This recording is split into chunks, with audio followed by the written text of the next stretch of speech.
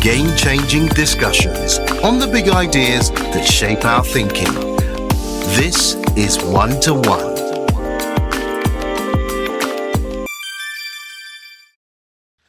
Richardson Ajayi is a renowned healthcare entrepreneur and investor, and founder of the Bridge Clinic, a leading fertility center in Nigeria.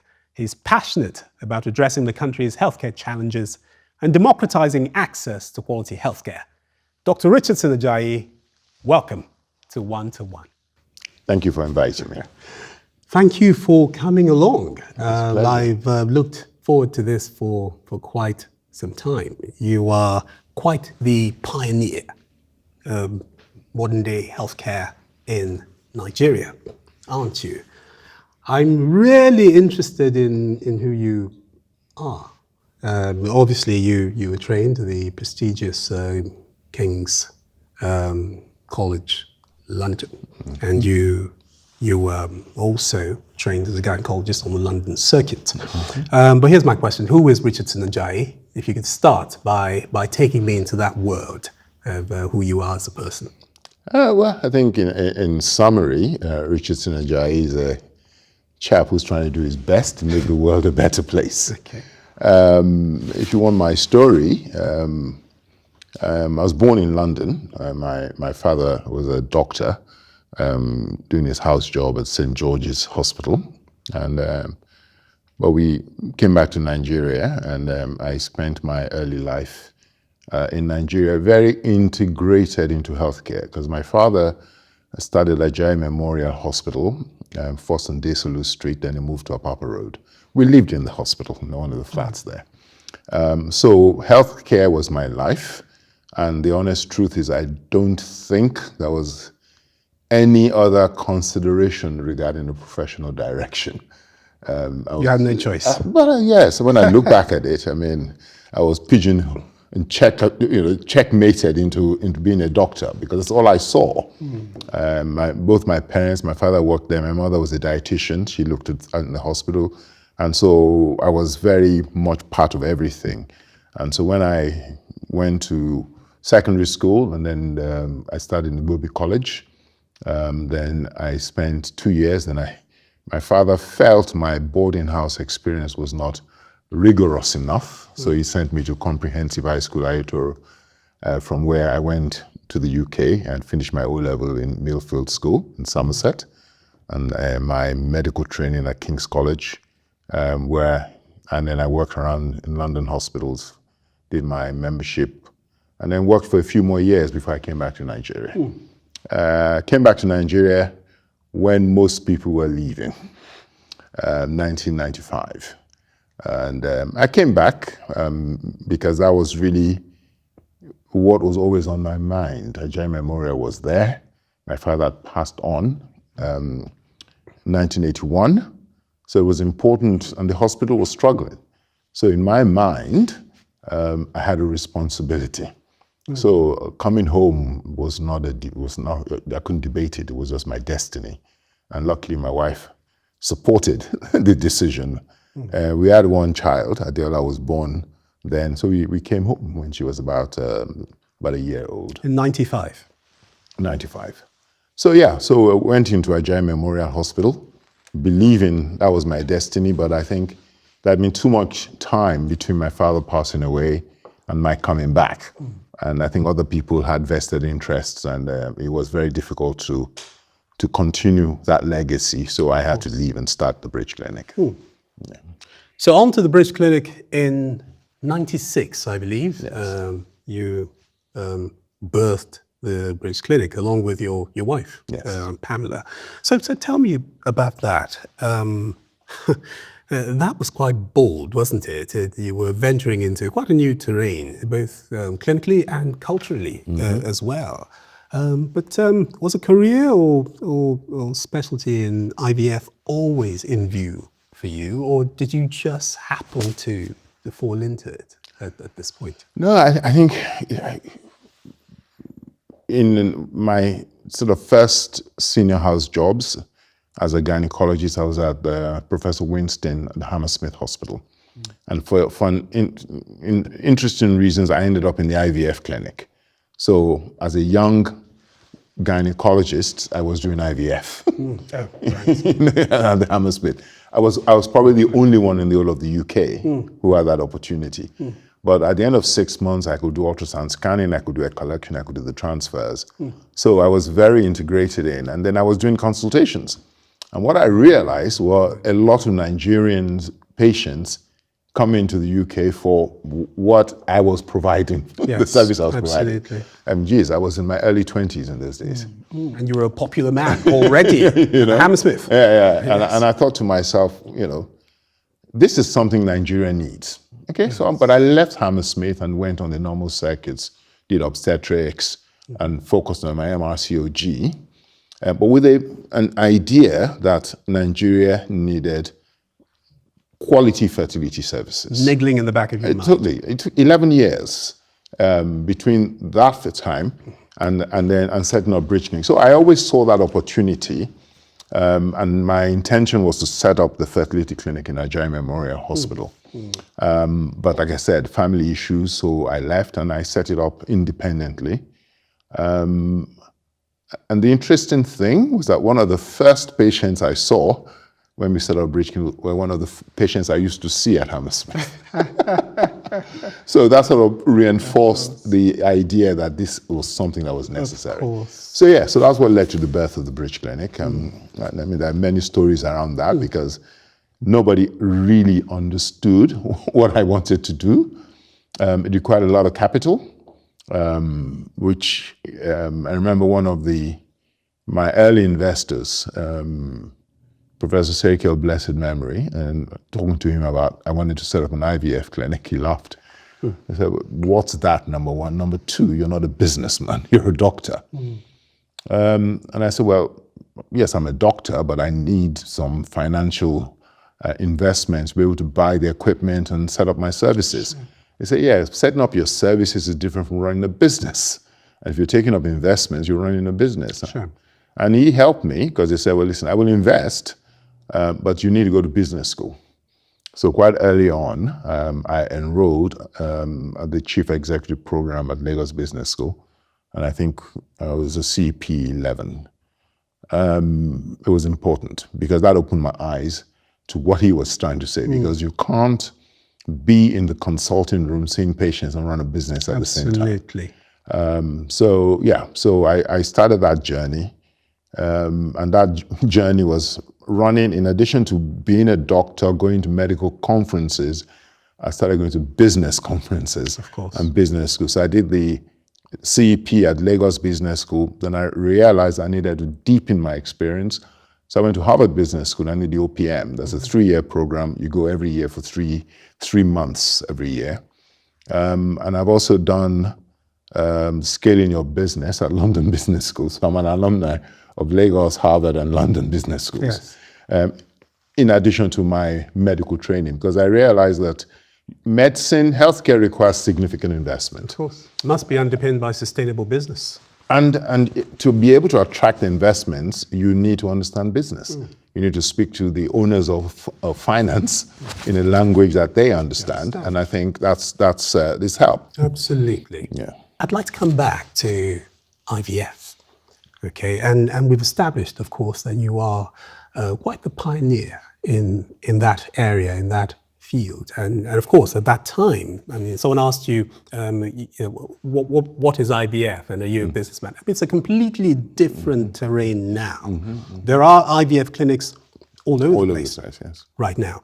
But we still are, of course, practicing in an ethical minefield, are we not? But before we get there, can you trace for me the trajectory of IVF treatment as an assisted form of reproductive, an assisted reproductive technique in this country over time? How did we get where we are? Can you just run me through that trajectory from where you were in 1996? Yeah, I mean, it starts before 1996 because I think the first reported births were from Luth, Professor Gio Osage, Professor Ashiru, and that was in the 80s. But it was an experiment. They had a birth, but I'm not sure they sustained the effort. or nor did they commercialize it in a way that was accessible to all. And then there was a gentleman called Dr. Wada, who also came back from the UK a bit maybe before me. He was also working in one of the hospitals in Abuja, and it was doing something. But I think what I did, which was a bit crazy at that time, was to step out and boldly say we're doing IVF as our sole practice. Everybody else was doing a bit of IVF where they were delivering babies. You diversify that risk. Yeah. But I think we stepped out and said we're going to be a full-cost fertility clinic. So the Bridge was the first full-cost fertility clinic in Nigeria, dedicated wholly to IVF in Nigeria, if not West Africa. But just dedicated to IVF and not doing anything else. So we were the first, and setting it up. But like I said, it was something that I was already doing, so I didn't think there was any risk. Yeah, absolutely. And especially as I was going to do it with the guys from King's, I started business school, and one of the things, the mantras was to learn to work on your business, not in your business. So even though I'd done IVF, I could do egg collection and transfer, I decided to turn it into a system that I managed. So I approached John Parsons, who was a good friend, and his team at King's, and I said, listen, why don't we collaborate? So we'll run our cycles in batches, get a batch of patients, get them ready, and then you guys come in, you do the egg collection and transfer. So it's a high standard, embryologists that are doing it know what they're doing, and I just control the system, do the consultations, of course, and make it work. So that was the idea. I got the first batch ready in November 98. Makeshift laboratory, 17 patients paid to have treatment. But John said, let's come over before you start stimulating them. Let's just see what the system was all about. And he came over and saw all the patients and said, Richard, one of the dangers of a new clinic is that the first patients, the early adopters, are very desperate. They usually will not get pregnant. So you can't treat this patient. I said, but they've paid me, and the money has been used to bring you here. So we have to treat them. Spent. Yes, totally spent. Yeah. He said, no, we have to treat you. He said, Richard, I'm not coming to Nigeria to lose my reputation. So that's your problem. I've done my job. We're not treating these patients. And I remember sitting down and saying, oh my God, it's a new business, I'm in trouble. But I think that sort of reminded me about the importance of ethics, because there's no point in taking money from a patient who has no chance of getting pregnant. And it was a good early lesson. And so we didn't treat the patients, and we started it again. I had to raise money to refund the patients all the money they'd paid. And then we had to raise new money, improve the laboratory. Then we brought another batch of patients, and I think they came in March 99 for the second batch. And then we got 12 patients at collection. 6 had fertilization failure. The other 6 had partial failure. Nobody got pregnant. Talk about chest full of arrows. Chest full of arrows, yes. Nobody got pregnant. Okay. Why? Because we found out that there was a predominance of male factor infertility in Nigerian couples coming for treatment. Why? I think when the man can get someone else pregnant, he probably just does that and moves on. Sure. But if he can't, then he has a problem. Sure. He has to go home and get his wife. Yeah. So there was a preponderance of male factor infertility in our patients. So we needed to raise more money and buy equipment for ICSI, intracellular sperm injection. So that was another. So anyway, God is faithful. We raised the money. We got another batch of patients. We had ICSI, got pregnancies, and the story started from there. Yeah. So by 2000, the Emekwe twins, as well as the others, were born in that batch. And touch wood, we have almost 4,000 babies that have been born now, and the journey continues. So yeah. So but there are many stories. Yes. But what was important, I mean, the other thing John said was that we needed to set up an ethics committee as far back as 2000. So we got lawyers, we got clergy, and we tried to get a representation of the different groups in society to really look at Nigeria and say, what should we be doing? So we debated issues like surrogacy, embryo adoption, ovum donation. And so what should we be doing in Nigeria? And get advice from both Christian religious perspective, the Muslim perspective, lay women, and then the committee were very important in guiding us in the early years. Absolutely. Today we've codified all their advice, and so we have an ethics framework, and basically, they form, the couple, beneficence, make sure you're doing good. Non-maleficence. Non-maleficence, you're not doing any harm. Justice. Autonomy. Being fair. Autonomy. Respecting. So, and autonomy is very important in IVF. Absolutely. Because a lot of people are emotionally vested. They want to have a baby. Yeah. And they believe that once they've paid you, and this is where getting consent becomes important. Because the truth about IVF is that 1 in 4 people get pregnant that you treat. 3 out of 4 will not. Not because there's any problem with IVF, but that's just the nature of human reproduction. Yes. Because in your bedroom, it's 25 to 30% chance every month. Same with IVF, but IVF costs money. So the expectation is very high. Cool. So it's very important that as a clinic, you take time to counsel your patients so they understand this and don't rush into it. Absolutely. And get emotionally disappointed if it doesn't work. But IVF works very well in the right hands with a very good ethical framework. Absolutely. That debates today, how many embryos should we be transferring? I personally think never more than 2. Never. Increasingly, single embryo transfer. I know some people are doing 3, 4 in Nigeria because they know.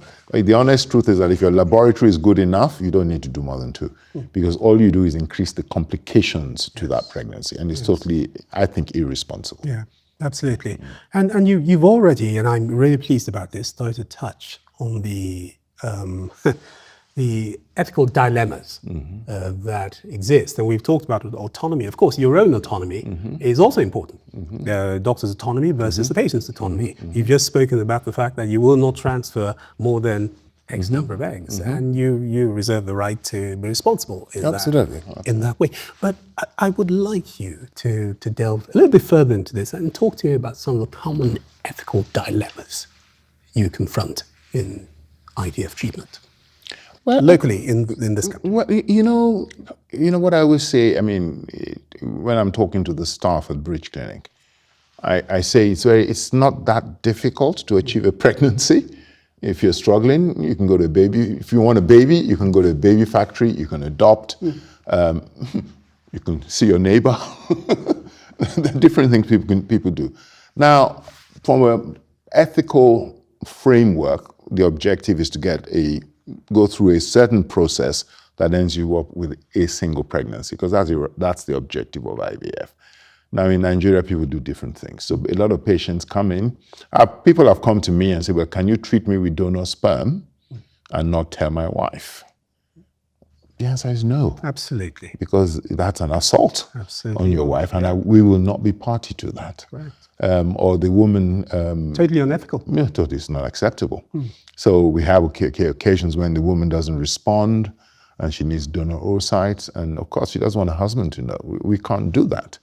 We have to tell him, because we're going to get semen, a sperm from him. You can't use his sperm to fertilize donor eggs without his permission. So we are very open at the Bridge Clinic. We're very honest. I said to the patients, to the staff, forget the fact that they're paying you. Focus on what you need to do. Absolutely. And they may go somewhere else and get the treatment, but we will not compromise, our own values. And our number one value is ethical approach. We will not compromise that just because patient is paying you more money. No. So we're very upfront on that. So we leave a lot of money on the table. No, absolutely. And I'm going to press a little bit further into that point. Surrogacy and gestational mothers. Talk to me about commoditizing childbirth. Well, surrogacy is a minefield. And I think when we started, we had the first surrogate birth in Nigeria. It was a topic and an editorial in The Guardian, I think as far back as 2004. How did we do it? I mean, there's an NGO in the UK called COTS, Childlessness Overcome Through Surrogacy Courts. They are very strict guidelines, and we decided to adopt those guidelines as far back as 2004 when we did it. So because there was no framework in Nigeria, so we adopted those guidelines. And one of the things we don't do at the Bridge is procure surrogates. We treat you, but you have to bring your surrogate. Absolutely. Because I think it's very difficult to get into that space, because sometimes surrogates, they're going to go through a pregnancy and they must make a decision to give the baby back. The legal framework to enforce that does not exist. It doesn't. It defaults to contract law. Absolutely. And which you can't really use contract law, because the owner of the baby is the mother who gave birth to the baby. So it's complicated. So we manage that by not getting involved. So we provide IVF services through you and a surrogate that you have brought. So you have made your arrangements with your surrogate, and we're very happy to provide you a service. We help by giving you the guidelines. We have very strict counseling. So we will not do surrogacy without both the surrogate having an independent counseling, the commissioning couple having an independent counseling, and there are questionnaires that they have to fill. And then the three of you sitting together. So there's no anonymity here. There has to be a full engagement. Because listen, it's your baby. Where is your surrogate going to live while she's pregnant? What is she going to eat? Is she going to stay at home with her husband? No, we have to discuss all these things. So we have very strict counseling, and very experienced counselors, Mrs. Abang and Mrs. Akinshilu. They do a fantastic job, and both they've been with us for many years.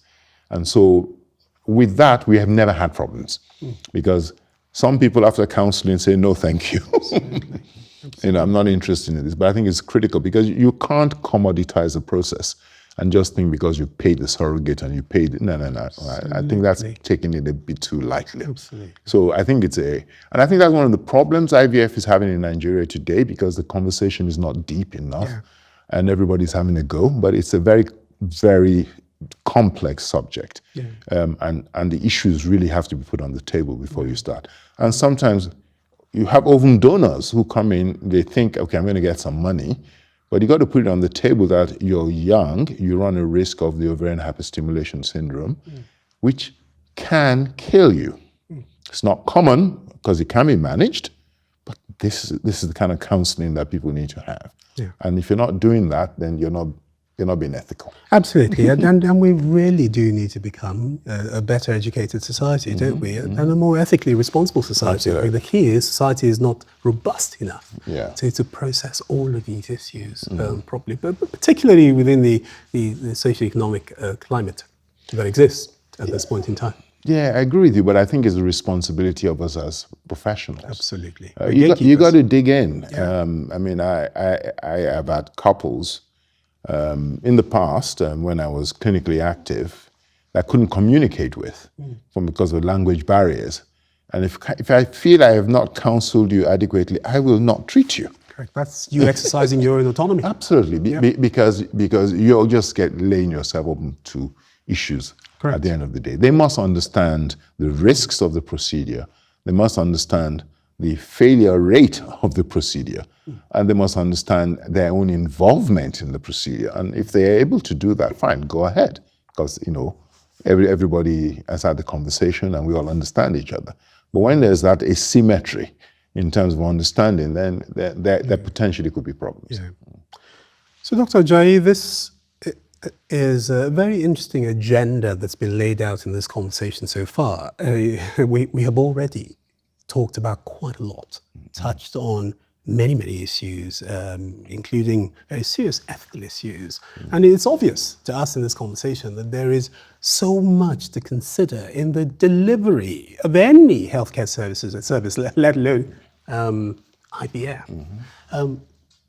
But what would you say about the medical community? Are we confident, are you confident that your colleagues practicing IVF and other forms of treatment are aware enough and practicing in such a responsible manner as concerning the things we've discussed here so far? I forget the wise man who said the reason we need institutions is that because we have to assume people are bad. So one of the challenges we have in Nigeria is a regulatory oversight for healthcare. Now, it's not just for IVF. I think it's the whole of healthcare. I mean, the National Health Act of 2014 is very clearly stated that for any healthcare practitioner to have a hospital or provide services, you need a certificate of standard. The certificate of implementation of the certificate of standard, I think, is crucial. We haven't done it because the same Health Act puts healthcare on a concurrent list. So therefore, every state can do what they like. Absolutely. And so currently the oversight of healthcare facilities is with the state government. Lagos has done fantastically well with their FAMA, as has Yola. Yobe State with Yofima. But they're the only two that have dedicated agencies. So the others have some kind, even with FAMA and Yofima, the work is still not done. What is a hospital? What infrastructure should a hospital have? What do you need to put in place to have 24-hour service? Let's look at maternity care. Nigeria has one of the highest rates of maternal mortality in the world, but we can deliver babies anywhere. We can deliver babies in primary care centers. In the UK, yes, if you have an uncomplicated pregnancy, like a second birth, you can deliver at home because pregnancy is natural. But if it goes wrong, you have to be in a hospital where you have an ICU, neonatal intensive care unit. You must have an anesthetist, an obstetrician, a neonatologist there. You must have a blood bank. You're certainly not going to turn up at your local GP. No, you're not going to turn up at your primary care center to have absolutely. a baby. So there are a lot of issues that we need to sort out in terms of quality of healthcare, structure of our healthcare system. And I think the government set up recently in the Nigeria Healthcare Facility Regulation Agency. It's set up a committee, which I have a privilege of chairing that committee. And that's our mandate to look into putting this kind of structure around healthcare. Because of the nature of healthcare on the concurrent list, you can't solve it from the national level. So the idea is for NEFRA to be a consultant to the State Ministry of Health and help every state develop infrastructure and have national reference points in terms of standards that each state can refer to. So we can have some kind of national strategy for just uplifting the system. There's a lot of work to be done. It's early days, but I think we need the right institutions in place because you can't assume, because today quality lives with each individual doctor. So if I'm ethical, then fine. But if I'm not, I will exploit the patient because there's information asymmetry. So I think we need to put it into a structure that everybody can benefit from. Of course. We're not there yet. No, we certainly are not there. I'd like to press a little bit further into IVF simply because it's one area actually that it gives us an opening into many of the issues, many of the things that are fundamental issues in Nigeria's healthcare system today. I'd like to talk about trends. And this, by extrapolation, is a statement about resources, asymmetry of knowledge, information, the socioeconomic environment that governs our existence. Talk about notable trends and what you're currently seeing in terms of the profile of your typical IVF patients in terms of age, occupation, social class, and lifestyle. I'm really talking about access. What are you finding in terms of demographic trends? Well, I think at the very basic level, infertility does not recognize a socioeconomic status. It's a condition that affects everybody. As a result of that, we get everybody pitch up at the clinic, but of course, IVF is not inexpensive.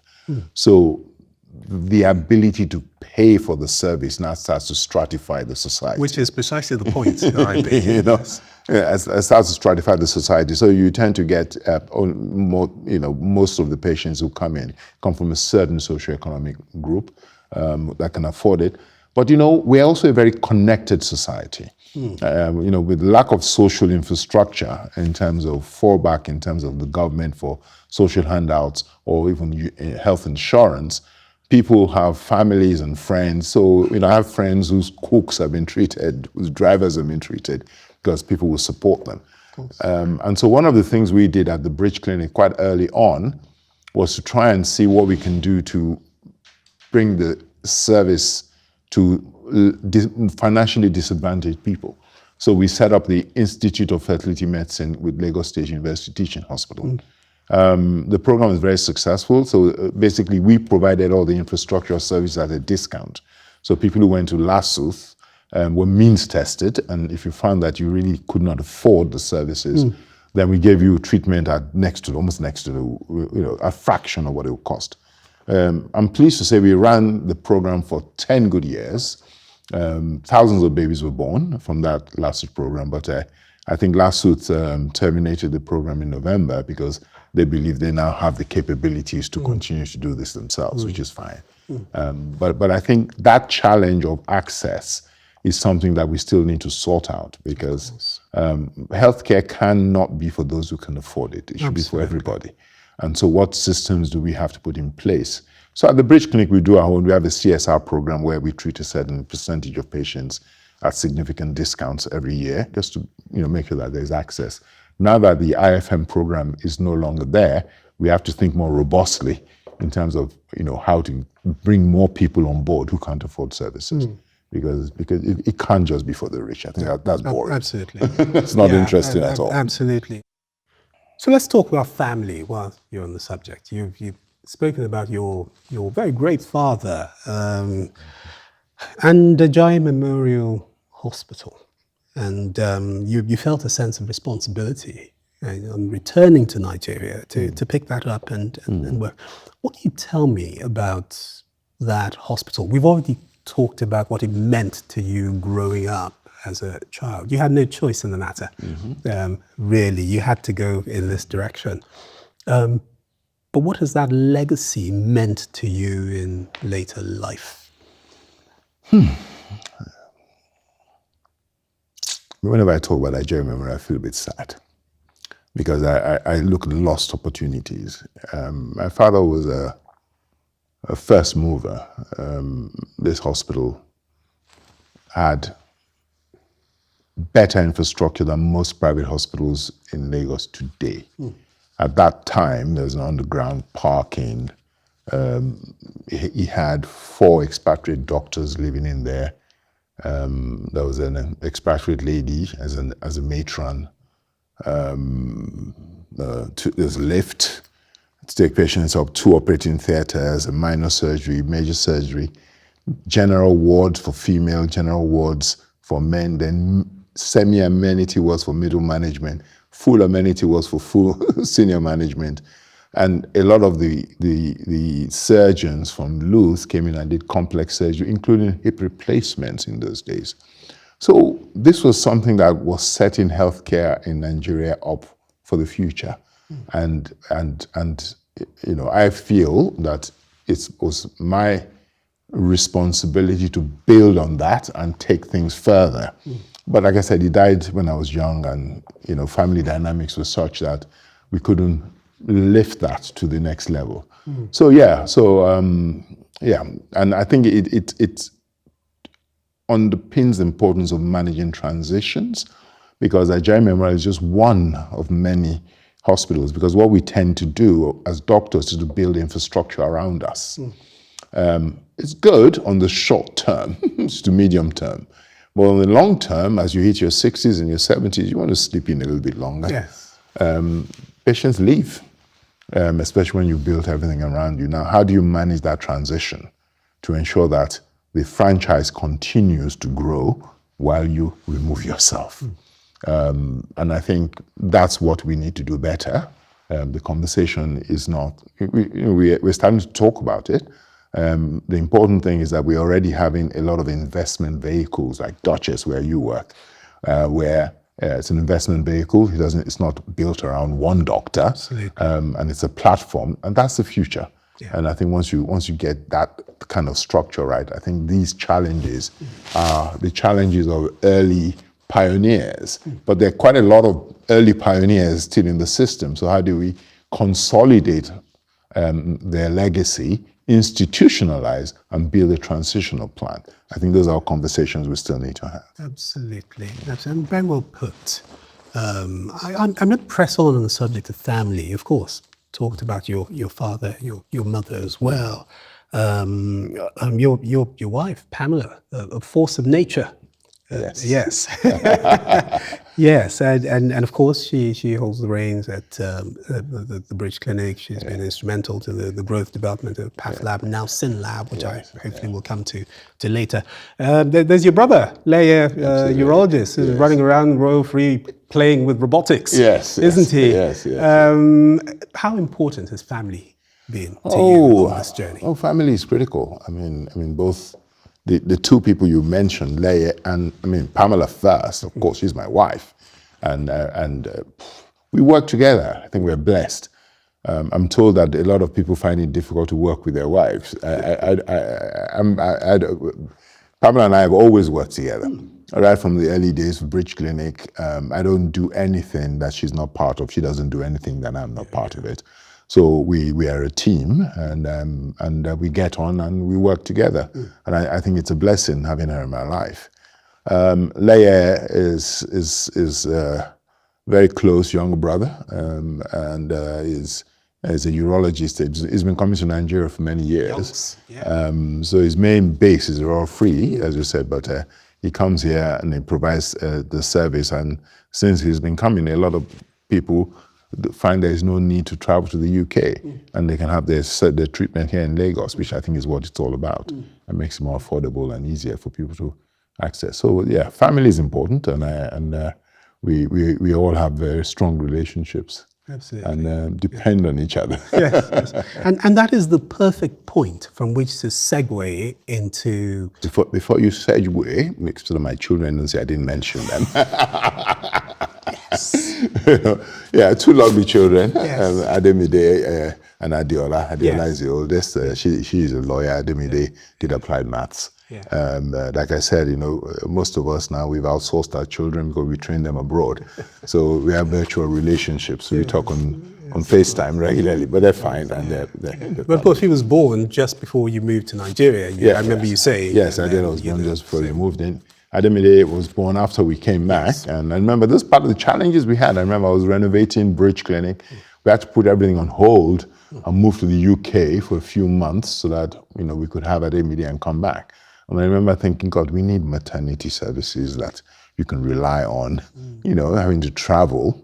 In those days, we still, unfortunately, we haven't really taken things as where we should be. So there's still a lot of gaps. But I remember thinking that why would we have to shut everything down to move to the UK just to have a baby? People should be able to have babies. But then these are all the issues that we still need to build. It's education. Why should we have to send our children to boarding school in the UK? It's disruptive to the family. But those are topics we can take all the time. Of course. Huge societal issues.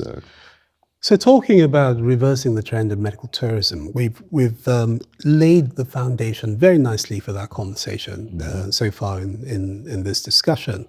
I particularly like the fact that you spoke about Ajayi Memorial, and as you described that sort of reminds me of an early version of the Duchess Hospital, actually, or Evercare. Yes. And it's just amazing, phenomenal, just to conceive of the fact that existed then. In the 70s. So obviously quite a lot has happened since, and there's been a failure of trust in the system. And we find, of course, that patients have been moving abroad to have medical treatment.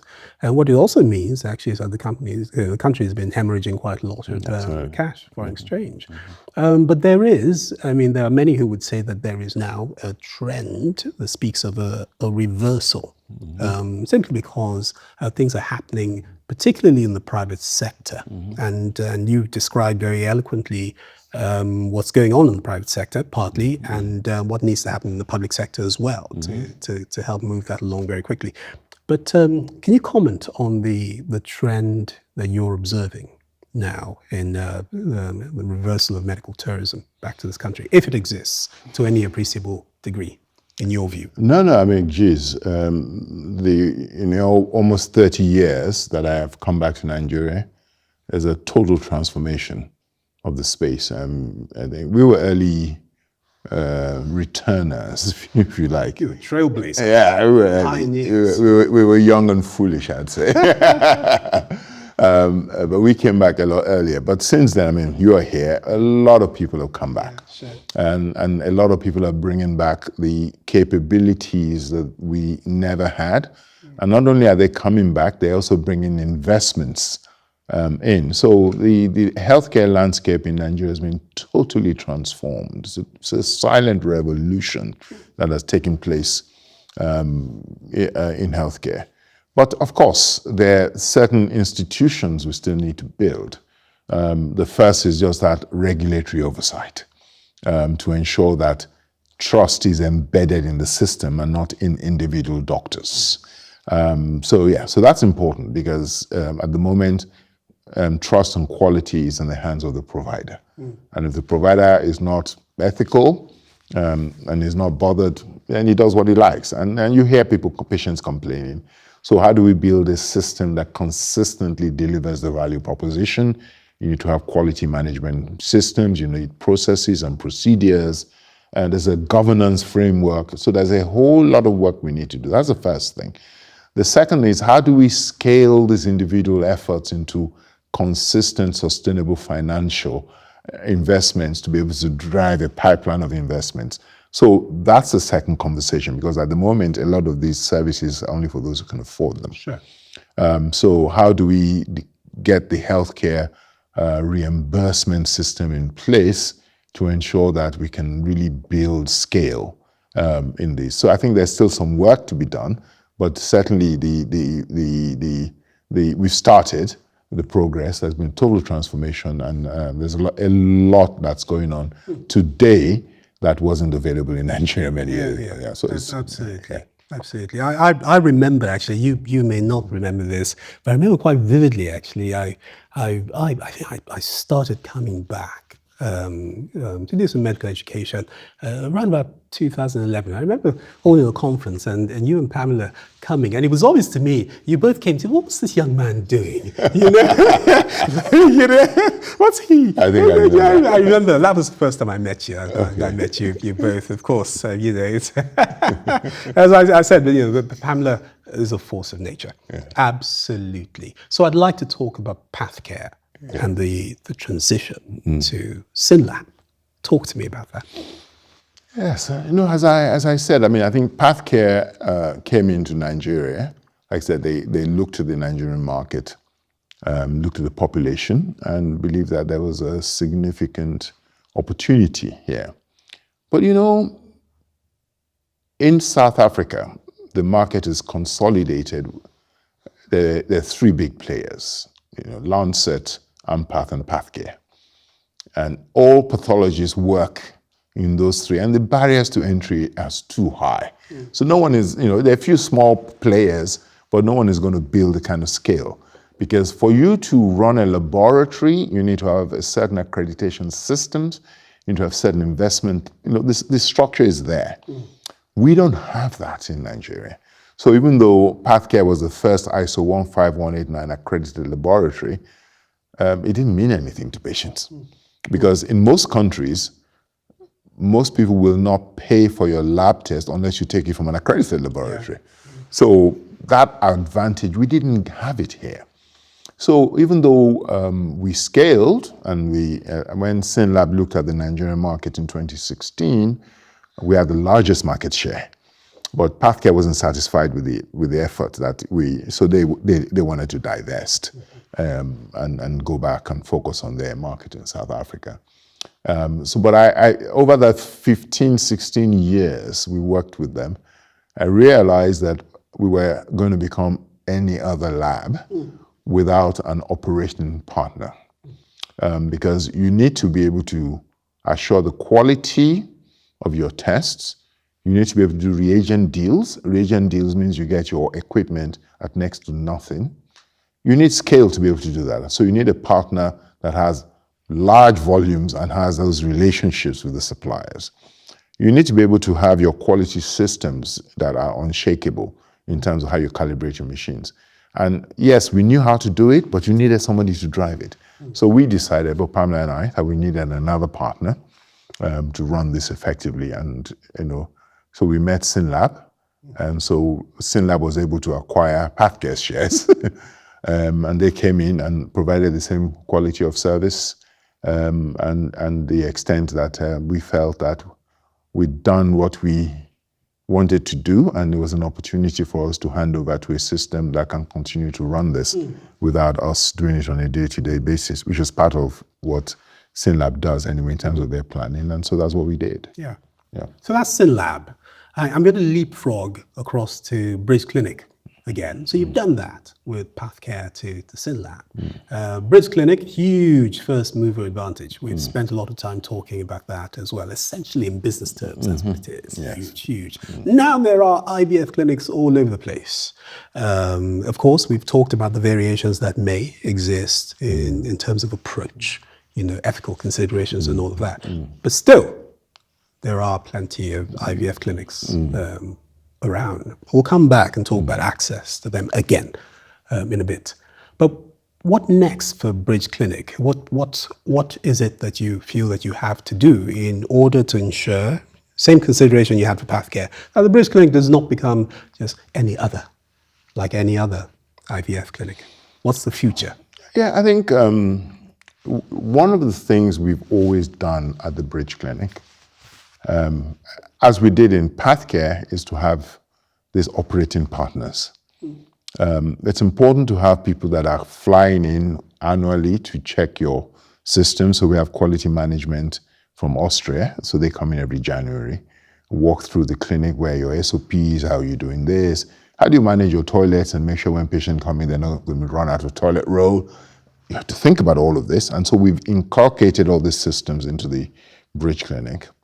So the first is the quality, second is the operational side. So we have people coming into the laboratory, and we used to work with King's, as I said earlier. Then we worked with IVF clinic Professor Zek from Austria. We had an opportunity to acquire a clinic in London, so we now have a Bridge Clinic in London, and the staff from Bridge Clinic London are coming into Bridge Clinic to maintain the standards. Now, that gives me an opportunity, and I think when you have a market that is increasingly fragmenting, as the IVF clinic industry is, the next risk is commoditization. And the way to manage that is to go for mergers and acquisitions to consolidate the market, build scale, build quality islands that attract patients, but because you're consolidated, you have economies of scale, so you can provide a better quality at a much lower cost. So I think that is what we need to look at as the next phase for the IVF industry, because if we don't, it's going to be cannibalized, and currently patients are getting confused. Where do they get services? So there needs to be some, and there are a lot of people that have built significant clinics. They're getting into their 60s, and it's time to think of how do I play a bit more golf? How do I sleep late in the morning? And in a way that allows my enterprise to continue to serve me. Indeed. So I think the stars are aligned to be able to go for some M&A strategies within the fertility industry. Yes, I love the way business people use the M&A sometimes. It's euphemism for something else. Friendly relationships. Semi-hostile takeover. No. Always has to be win-win. Yes, absolutely. Yeah. Okay, so let's let's press it a bit further on that point. The point of this consolidation, of course, is to, of course, benefit from, greater economies of scale, hopefully improve access as well as you're able to deliver the service, hopefully at a lower cost. Yeah. low cost. Yes. So I'm going to ask you about the cost of IVF, not a simplistic question about how much it costs, but how accessible do you feel that service is at this point in time, to the average Nigerian? I mean, the answer is obvious, but I suppose the bigger question really is, what can we do at this point in time, say over the next 2 to 3 years, to accelerate that access and affordability?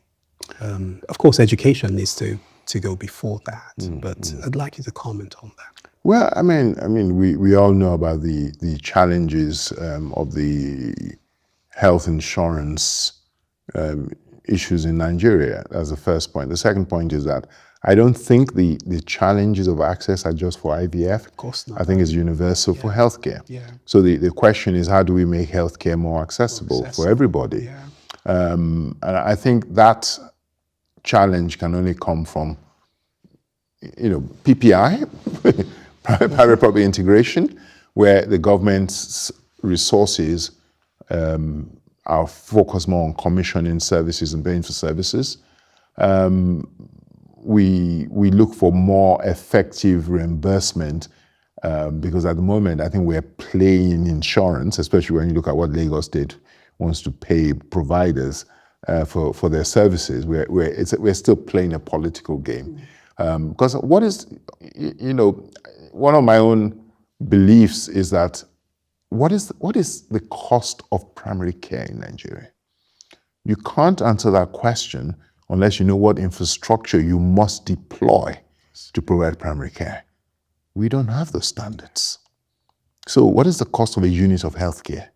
We don't know. Where's the actuarial work? We don't know. We don't have it. Yeah, we don't know. I mean, actually, we don't know. Okay, actuarial work's good, but let's bring it back to just operations.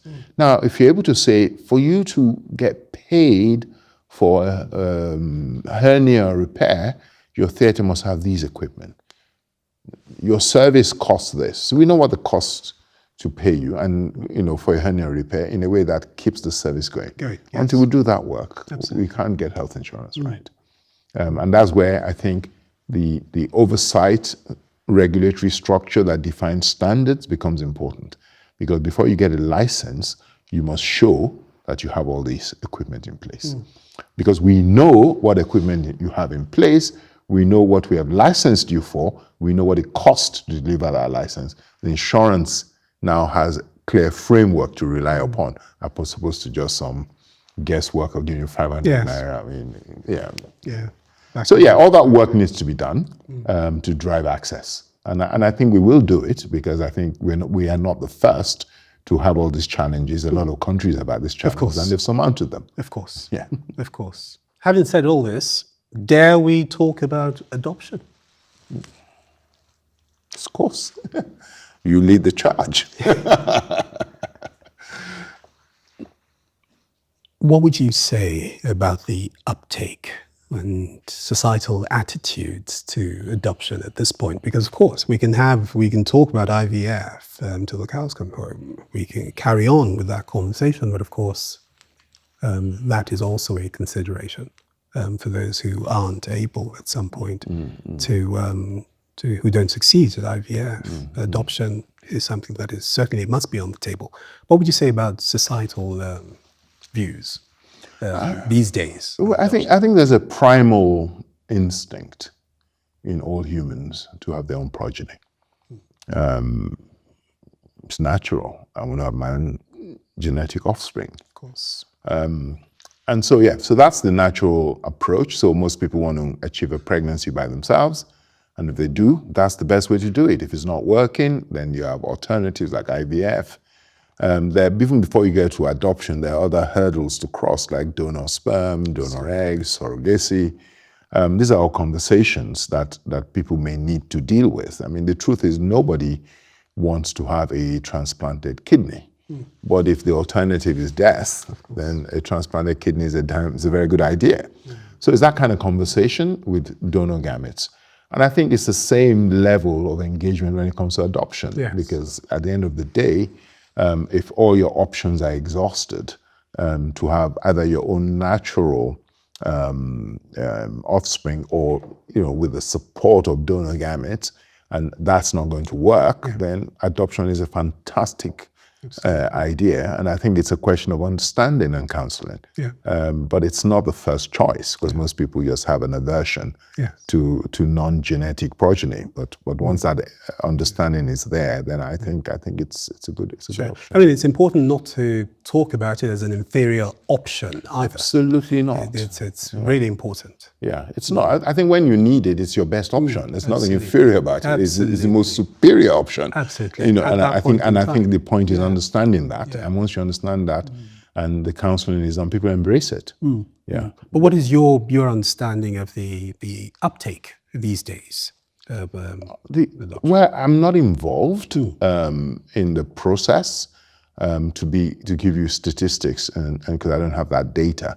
But I do know that it's something we have a relationship with people in our clinics who support patients in adoption, because it's not everybody that we can help. Of course. I mean, there's sometimes some people try IVF so many times that we're even embarrassed to treat them anymore, because you can't keep taking money from people where the results are not there. So after a while, then you need to counsel them about their options. Of course. And for some people, that option is adoption. It's adoption. And in which case we have agencies we have relationships with that we refer patients to, but I don't know what happens in terms of uptake in the end. Sure.